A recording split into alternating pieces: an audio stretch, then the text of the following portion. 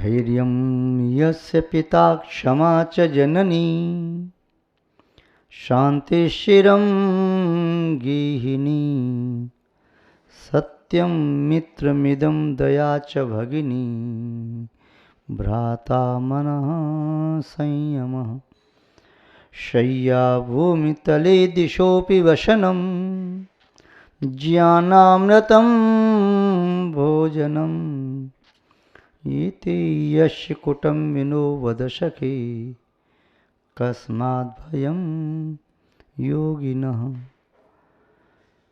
वह योगी है जो योगों की साधना करने वाला है, जिसने अपनी मन वचन काया पर संयम किया है, नियंत्रण किया है।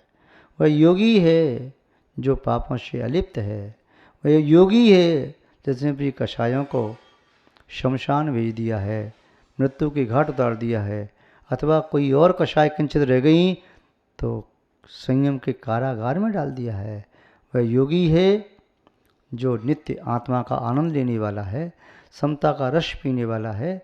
वह योगी है जो तपस्या करके अपने कर्मों को ध्वस्त कर रहा है, जो निरंतर व्रत संयम का पालन करते हुए मोह की सेना से लड़ रहा है, मोह की सेना को नष्ट कर रहा है, समस्त प्रकार के भयों से रहित हो गया। वह योगी कैसा है? वह योगी उसके बारे में बताते हैं। योगी कैसा है? धैर्यं यस्य पिता क्षमा च जननी। उसके माता पिता का परिचय प्राप्त करो। साधु से कोई पूछे, महाराज आपके पिता का नाम क्या है, आपकी माँ का नाम क्या है, तो साधु यदि इस प्रकार का परिचय देंगे तो संभव है उनमें ये गुण वृद्धि को प्राप्त होते रहेंगे। और यदि पूर्व संस्कार वशात शरीर के जन्मदाता माता पिता का नाम लेते रहेंगे तो आत्मा के गुणों तक शायद न पहुँच पाए। इसलिए यहाँ बता रहे हैं, धैर्यम यस्य पिता, जिस योगी का पिता तो धैर्य है, धैर्य के माध्यम से योगी का जन्म हुआ। केवल धैर्य के माध्यम से नहीं, कोई भी कार्य किया, परिश्रम किया, सफलता नहीं मिली तो धैर्य धारण कर लिया। उसकी माँ कौन है? फिर योगी की क्षमा। कोई उस योगी के प्रति प्रतिकूल व्यवहार करता है, उसका अहित करता है, तो फिर उस योगी में माँ के संस्कार जागृत हो जाते हैं, क्षमा के संस्कार जागृत हो जाते हैं। क्योंकि जैसे शरीर में माता पिता के संस्कार विद्यमान होते हैं, दृष्टिगोचर होते हैं, वैसे ही योगी की आत्मा में उसके पिता धैर्य, उसकी माँ क्षमा, इन दोनों के संस्कार होते हैं। इसलिए योगी सबसे बड़ा धैर्यवान होता है, कभी अधीर नहीं होता पाने के लिए। जो मिला अब पर्याप्त से भी ज़्यादा है, जो मिला उसमें संतोष है, वह धैर्यशाली है। जो मेरा है मेरे पास आएगा, जो मेरा नहीं है उसकी मैं कामना करता नहीं, जो मेरा है उसकी भी कामना नहीं करता, क्योंकि वह बिना मांगे ही मेरे पास आएगा, बिना कामना के आएगा। और जो मेरा नहीं है 100 बार मांगने पर ही मेरे पास नहीं आएगा। और मुझे जो चाहिए वह तो मेरे पास पहले से है ही। इसलिए योगी धैर्यशील होता है। तो योगी का पिता कौन? धैर्य। योगी की माँ कौन? क्षमा। तो ये योगी के माता पिता हैं। योगी को एक सामान्य व्यक्ति मान करके चर्चा कर रहे हैं। उस योगी की कोई जीवन संगिनी भी है क्या, जो चिरकाल तो उसके साथ रहे परछाई की तरह से? कहती है। कौन है? शांति शिरम गेहिनी। इसके घर को संभालने वाली, अंतरंग को संभालने वाली, घर में कोई उपद्रव न मचे तो शांति रूपी पत्नी इसके साथ हमेशा रहती है। वह एक क्षण भी शांति को योगी छोड़ता नहीं, शांति के साथ हमेशा रमण करता है। और शांति भी इस योगी को कभी छोड़ती नहीं। शांति योगी को छोड़ के दूसरे के पास जाना नहीं चाहती। और शांति ऐसा उसे अपना जीवन साथी मिला है, धैर्य और क्षमा का पुत्र, धैर्य नंदन, क्षमा नंदन, धैर्यापत्यम, ये अपत्य इसका प्राप्त हुआ। और क्षमापत्यम, ये योगी प्राप्त हुआ। इसे प्राप्त करके वह शांति कैसे छोड़ सकती है? तो शांति उसके साथ निवास करती है, प्रति क्षण साथ रहना चाहती है। ऐसी शांति रूपी उसकी गेहिनी, और वह योगी उस गेहिनी को बाहर नहीं छोड़ता कि चेहरे पर शांति बना करके बैठ जाए। उस शांति रूपी अपनी जीवन साथी को, चिरसंगनी को अपने हृदय में बिठा लेता है। कहता है, प्रिय तुम मुझे छोड़ करके एक क्षण भी कहीं नहीं जाना, मेरे हृदय में हमेशा वास करो। तो योगी के चित्त में तो हमेशा उस जीवन साथी का, उस गृहिणी का वास रहता है। और वे जीवन साथी, जब कोई पुरुष बाहर जाता है तो घर कौन संभालती? उसकी पत्नी संभालती है। ऐसे ही योगी जब बाहर की साधना करे, तप करे, त्याग करे, नाना प्रकार के व्रत उपवास करे, तो अंदर की शांति कहती है, मैं ध्यान रखूंगी तुम्हारे चित्त में कलुषता ना आए, परिणाम विषमता ना आए, मैं ध्यान रखूंगी। किंतु रोकती भी है, अब ज़्यादा ना करो, अब उतना कम करो, शक्ति अनुसार करो। तो अंदर की शांति जब तक अशांत न हो तब तक साधना करना उचित है। और शांति यदि अशांति में बदलने लगे तो साधना उतनी न करो। तो शांति चित्त में विद्यमान रहती है। और उस योगी के कोई बहन भाई भी हैं क्या, मित्र भी इसका कोई है क्या? बताते हैं, कौन है? सत्यम मित्रमिदं दया च भगिनी भ्राता मन संयम। उस योगी का मित्र है सत्य, जो उसके साथ हमेशा रहता है, उस योगी को हर प्रतिकूलता से बचाता है। वे श्वास की तरह से साथ रहता है। श्वास के बिना जैसे कोई व्यक्ति जी नहीं सकता, ऐसे सत्य रूपी मित्र के बिना योगी जी नहीं सकता। वह सत्य रूपी मित्र हमेशा उसके साथ रहता है, अनवरत उसके साथ रहता है, उसका साथ छोड़ता ही नहीं। सत्य, वचनों में सत्य, क्रियाओं में सत्य, विचारों में सत्य, चेतना में सत्य। वह सत्य की उस गहराई में, उस सत्य की जल में अवगाहन करता चला जाता है। सत्य उसके पर्याय बन जाता है, सत्य उसका ही एक रूप हो जाता है। वह मित्र उसका ऐसा है, अभिन्न साथी की तरह से। मित्र न दिखाई दे तो व्याकुल हो जाता है। जैसे दूध अपने मित्र जल को प्राप्त करने के लिए व्याकुल हो जाता है, और फिर गर्म उबलते दूध में, उफनते दूध में जल के 4 बूंदें डाल दो तो शांत हो जाता है। ऐसे ही योगी सत्य को देख करके ही समस्त प्रतिकूलताओं में भी शांति का अनुभव करता है।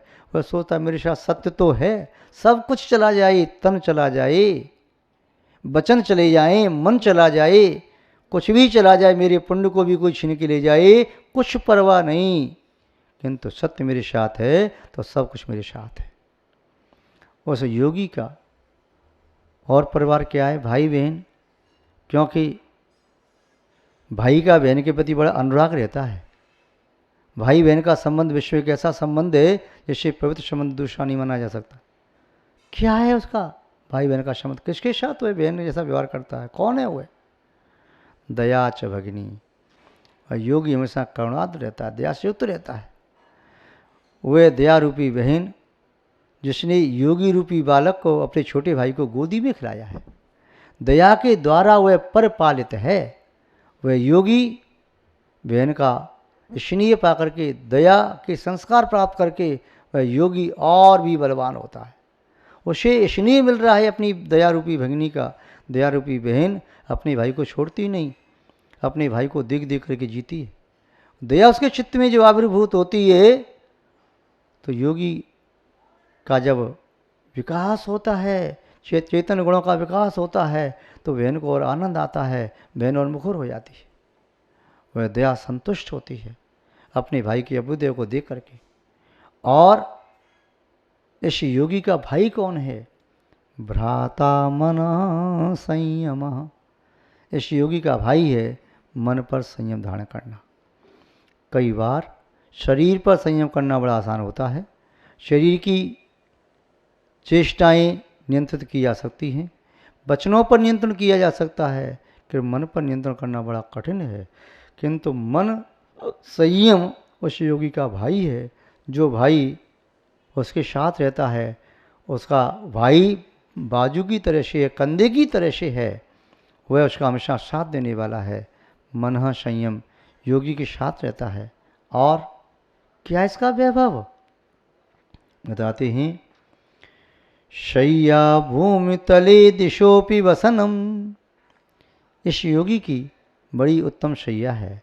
जैसे राजा महाराजाओं की शैया होती है, कोई पुष्प की शैया पर शयन करते हैं, कोई रत्न जड़ित शैया पर शयन करते हैं, कोई मखमल की शैया पर शयन करते हैं, कोई तुष्ट की शैया पर शयन करते हैं, और कोई जूट की शैया पर शयन करते हैं, कोई डाब की शैया पर शयन करते हैं, कोई मूंज की शैया पर शयन करते हैं, तो कोई ऐसे भी हैं जो लकड़ी के फलक, तृण और काष्ठ या पाषाण के फलक आदि पर शयन करते हैं।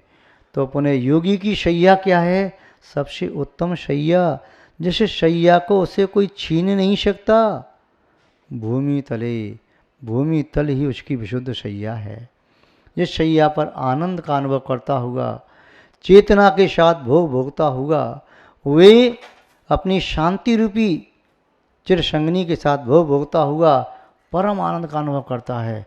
भूमि पर वे रात्रि की अंतिम प्रहर में, भोगी व्यक्ति तो रात्रि के प्रथम द्वितीय पहर में भोगों को भोगते हैं, किंतु योगी रात्रि के अंतिम पहर में वे शांति के साथ शरीर की थकान दूर करने के लिए शांति के साथ विश्राम करते हैं। फिर वह योगी कैसे वस्त्र पहनता है, कैसे आभूषण धारण करता है, क्या है उसके वस्त्र आदि, बता रहे हैं दिशोपि वसनम। उस योगी की दिशा ही वस्त्र हैं। वह दिगंबर है, दिशाओं को अपना अंबर मान करके पहन करके अपनी आत्मा में रमण करता है, इसका वैभव है। और संसारी प्राणी के वस्त्र तो जीर्ण शीर्ण होते हैं, मलिन होते हैं, कभी छोटे और बड़े भी होते हैं, किंतु योगी के वस्त्र कभी मलिन नहीं होते, कभी छोटे बड़े नहीं होते, जीर्ण शीर्ण नहीं होते।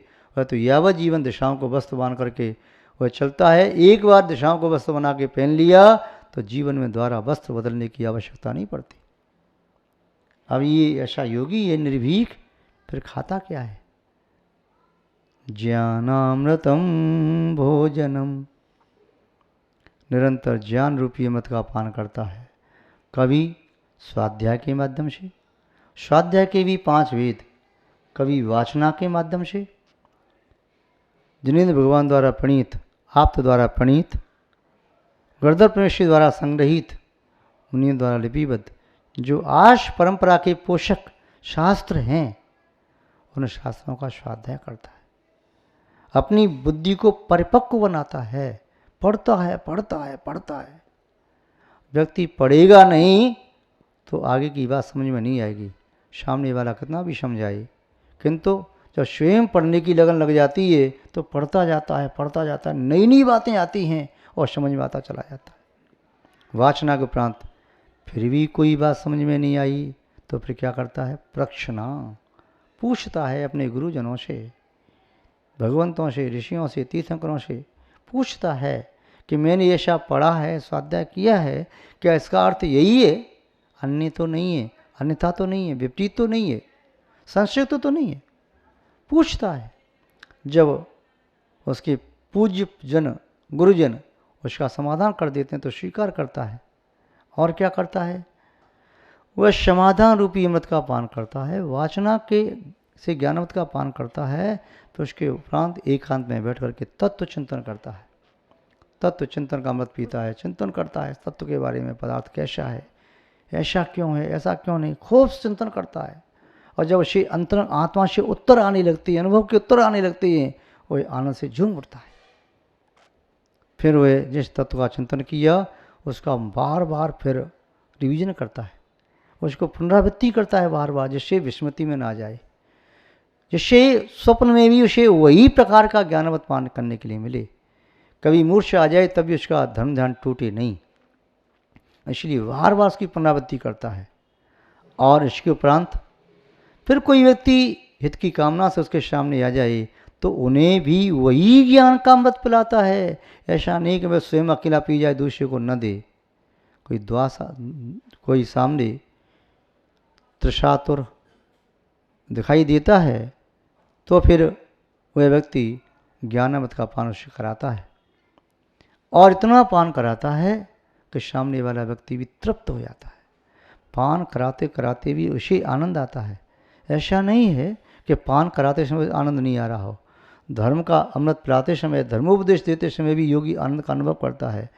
जैसे कोई व्यक्ति किसी के गले में ताजे पुष्पों की माला पहना रहा हो, तो जिसके गले में माला पहनाई जा रही है उसे तो आनंद आ रहा है, पुष्पों की गंध आ रही है, तो क्या जो माला पहना रहा है उसको पुष्पों की गंध नहीं आ रही?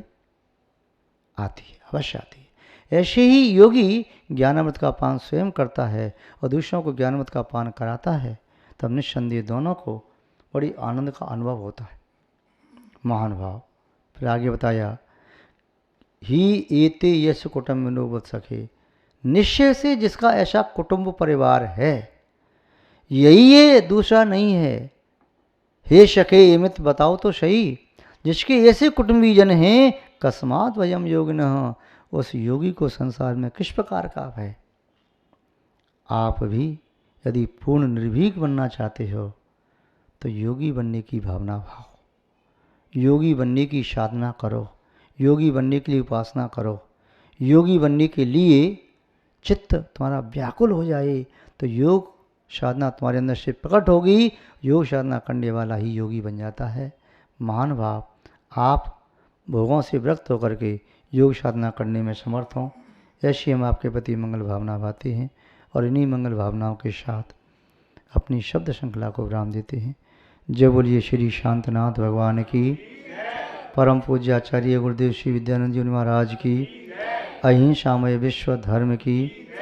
जैनम जयतु शासनम, विश्व कल्याण कारकम।